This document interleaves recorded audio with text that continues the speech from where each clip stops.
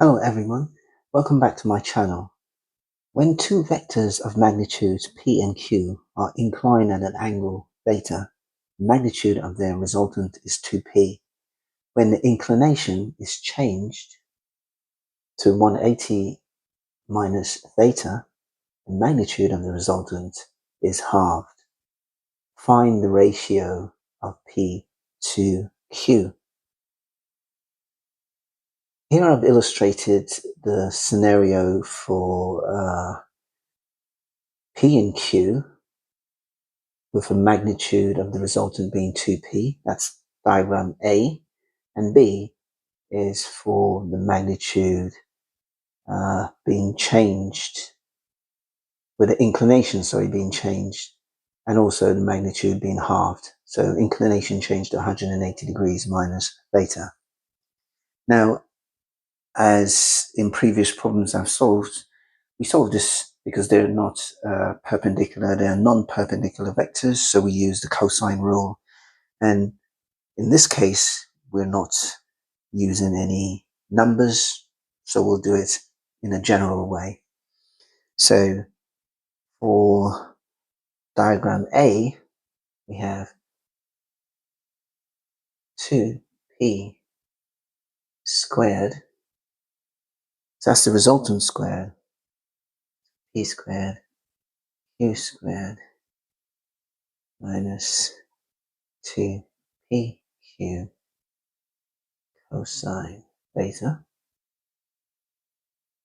And for diagram B, we have p squared equal to p squared q squared minus 2pq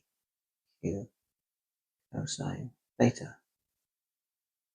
Right, if we simplify, we'll call this equation 1 and this one equation 2. Or this is for A and this is for B. A is equation 1, represents equation 1, or 1 represents the diagram A, and 2 represents the diagram B for calculating the resultant. Now we're going to rearrange, just use some algebra, rearrange this. Equation 1. If we square the left-hand side, we'll get 4p squared. So if we have 4p squared and we take away p squared, we'll have 3p squared left. So immediately we can write that we have 3p squared. And we'll have on the other side of the equation, we have 2pq cosine theta. Oh, sorry, minus q squared, and on this side we'll have 2pq cosine theta. Please check this. So I've squared the left hand side and I've rearranged, so this will become 4p squared, and minus p squared from it becomes 3p squared.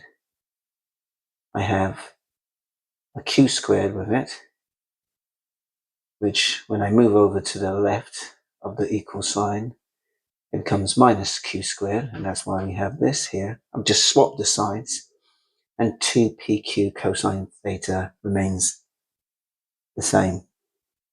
Now, with equation 2, we rearrange to get, if we have p squared here, this will cancel with this p squared.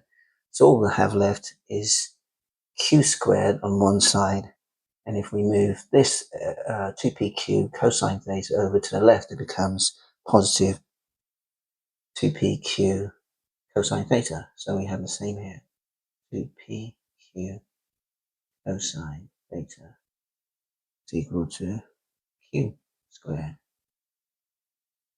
If you're wondering why this equation has negative and this one has positive, it's simply that cosine of 180 minus theta is actually minus cosine theta. So it actually makes this sign positive in equation 1. Now we can simplify this. Now if both of these are equal to 2pq cosine theta, then we can write that q squared is equal to 3p squared minus q squared. So q squared is equal to 3p squared minus q squared. And if we simplify this, we'll have 2. If we move this minus q squared over to the left, we have 2q squared, and that's equal to 3. Oops, let's write that nicely.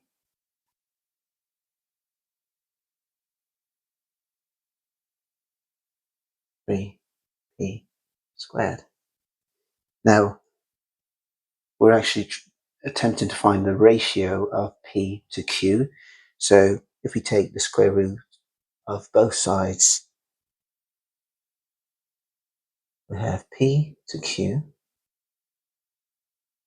is equal to the root of 2 to the root of 3.